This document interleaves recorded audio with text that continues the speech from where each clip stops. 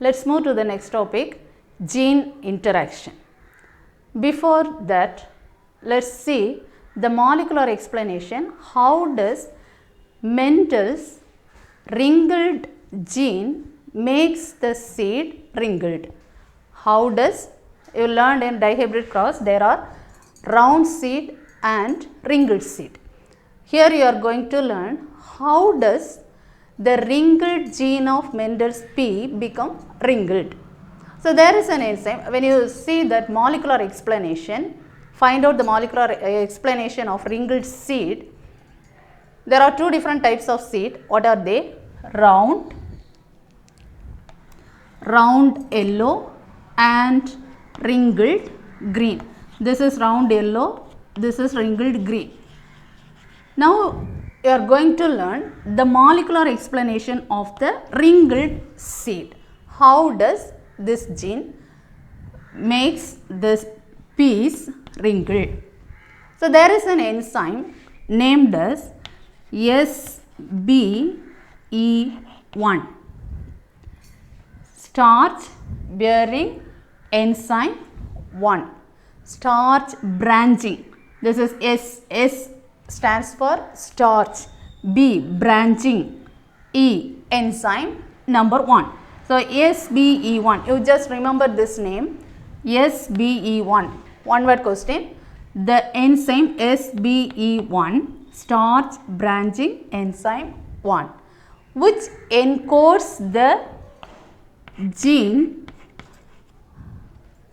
the allele capital R contains the gene this round.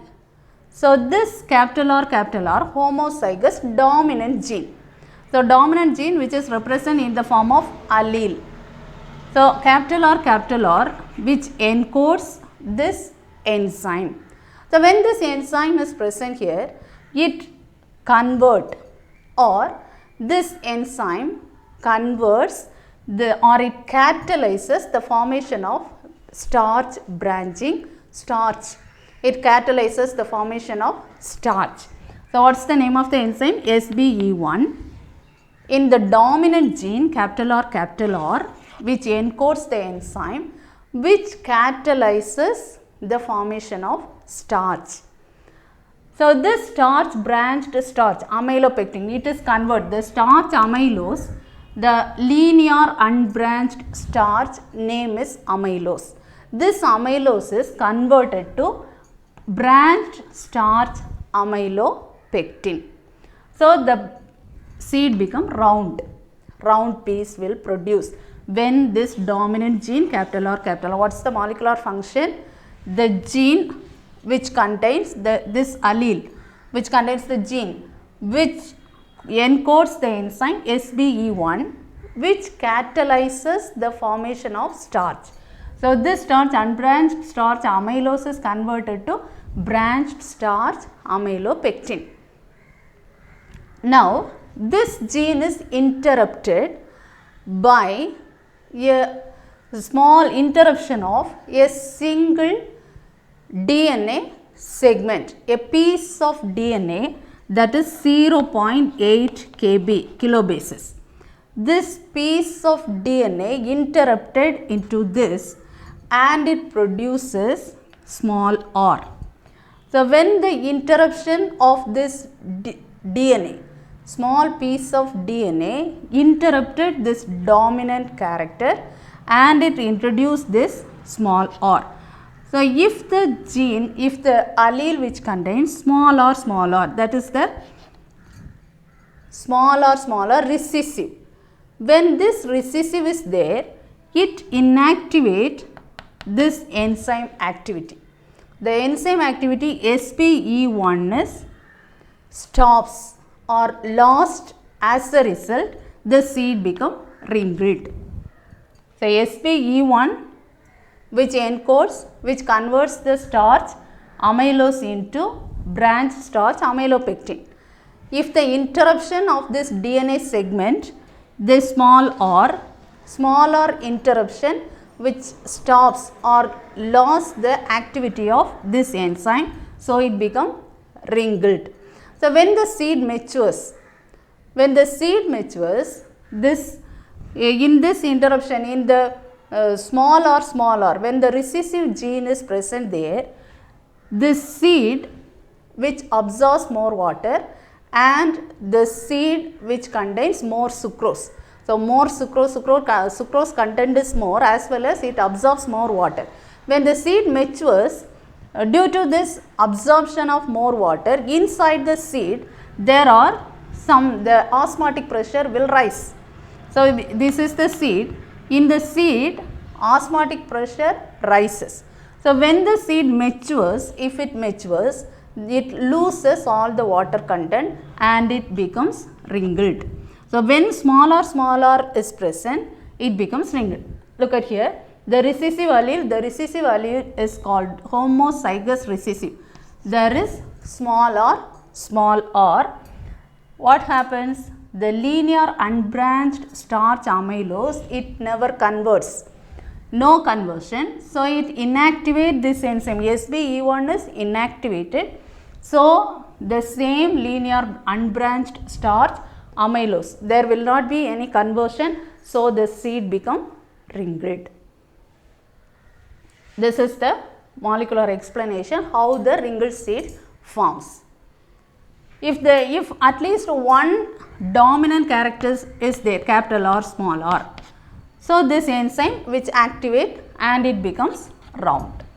This is the molecular explanation of the wrinkled seed. Then another experiment is called as trihybrid cross. Trihybrid cross. Already you learned monohybrid and dihybrid. This is the cross called as trihybrid. So, this trihybrid demonstrates that Mendel's experiments which is applicable to multiple trait. So, trihybrid, already monohybrid and dihybrid. Monohybrid a single trait, dihybrid 2 trait. Now, trihybrid there are more than 2 or 3 characters. Here tri we are selecting 3 different characters. So, this Mendelian this crosses, Mendelian principles or laws which is applicable to multiple trait. Also this inheritance which applicable to segregation, law of segregation and law of independent assortment. So, what are the examples selected for this trihybrid cross? In trihybrid cross, there are homozygous, a cross between homozygous parents differing from 3 different traits. For example, it is taken as capital T, capital Y, capital R. So, this is, it contains 3 different traits. What are the characters? The parent which is selected as tall, yellow, round, all are homozygous dominant. Capital T, capital Y, capital R, capital. Make a cross between the recessive. So, small t, small y and small r. So, there are 3 different traits. Now, in the F1 generation, it produces a hybrid.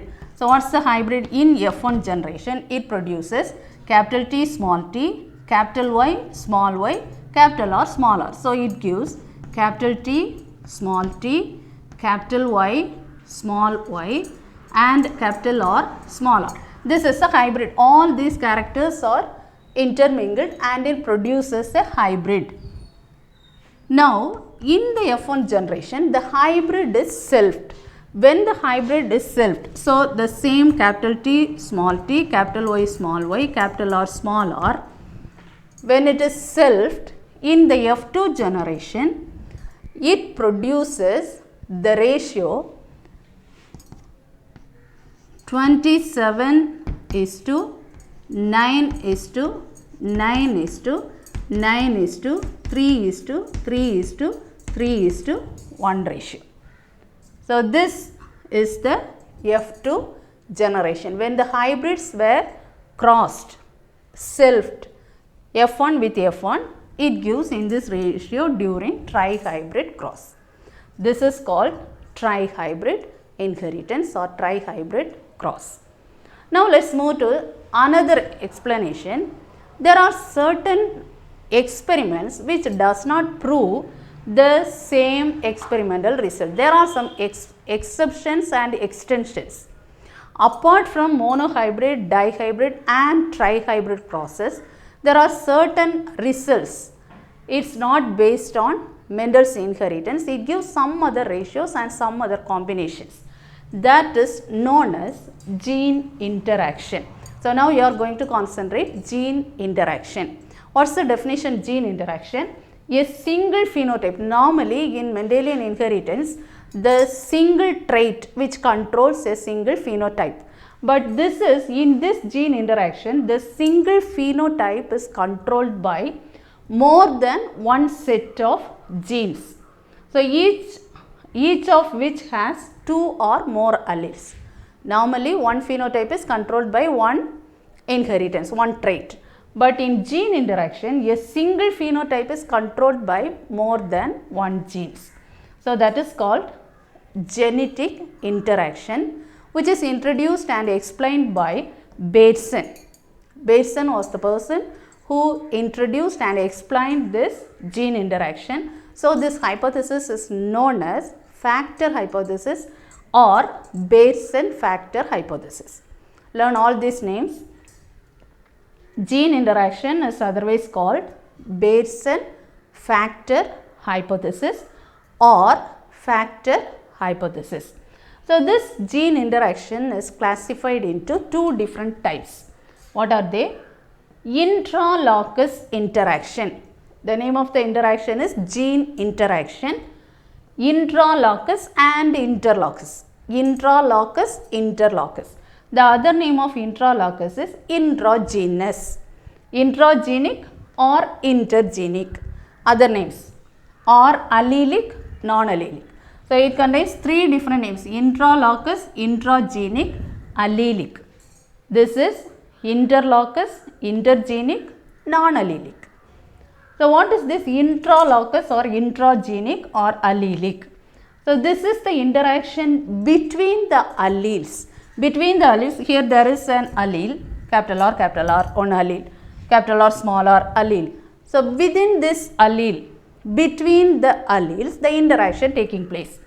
Alleles are the same locus. You know, the genes which are present in the chromosome in the same locus. Different locus the genes are located. So within the locus, between the alleles or at the same locus, interaction taking place, that is called intralocus or intragenic or allelic interaction.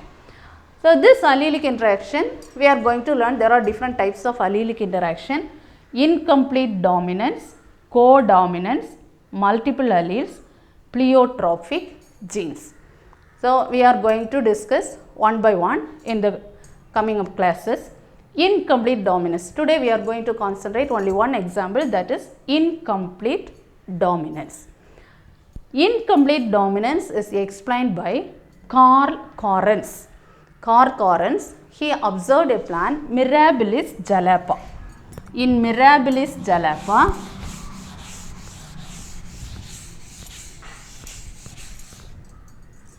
there is an example, Mirabilis jalapa. Carl Correns explained incomplete dominance in Mirabilis jalapa. Here he selected the character, the parent is color of the flower. There are two different color which is selected as red color and white color. The red color parent, which contains the allele R1, R1. So capital R1 is red. R2 is white. So in the parental trait is color of the flower, Mirabilis jalapa, which produces two different colors, red color as well as white color. The red color which encodes the allele R1, white color R2. When you make a cross between these two, it gives an intermediate color. So it gives an intermediate color, that is normally in the Mendelian law, according to Mendelian inheritance, in the F1 generation the dominant trait will express, but white color recessive will express only in the F2, but here it produces R1, R2, but the color it expresses not red or white, intermediate color response, that is pink color. The color of the flower in F1 generation is pink. So it gives us an intermediate color. Without blending, it produces the color pink. Now the F1 is self-crossed. So F1 with F1, R1, R2, it gives the ratio 1:2:1 ratio. Both phenotypically and genotypically it produces the ratio 1:2:1. So let us find out. Here R1, R2, R1, R2. So when you combine this R1, R1, here it produces R1, R2, and this R1, R2, here R2, R2. So the phenotypic is, the expression is, observation is, here this produces R1, R1 is red color, R1, R2, these both are producing pink, this is also pink, and this is white. So it gives the ratio 1:2:1. Both genotypically and phenotypically it gives the ratio 1:1:1. Instead of producing dominant in F1, it produces the pink color. So it is incomplete dominance. The dominance is incomplete. Both the characters are expressed, but red is not alone expressed, so it is called incomplete dominance. So R1, which encodes the enzyme red color, R1, R2 which expresses pink, and R2, R2 expresses white. Hope you all understand this clear.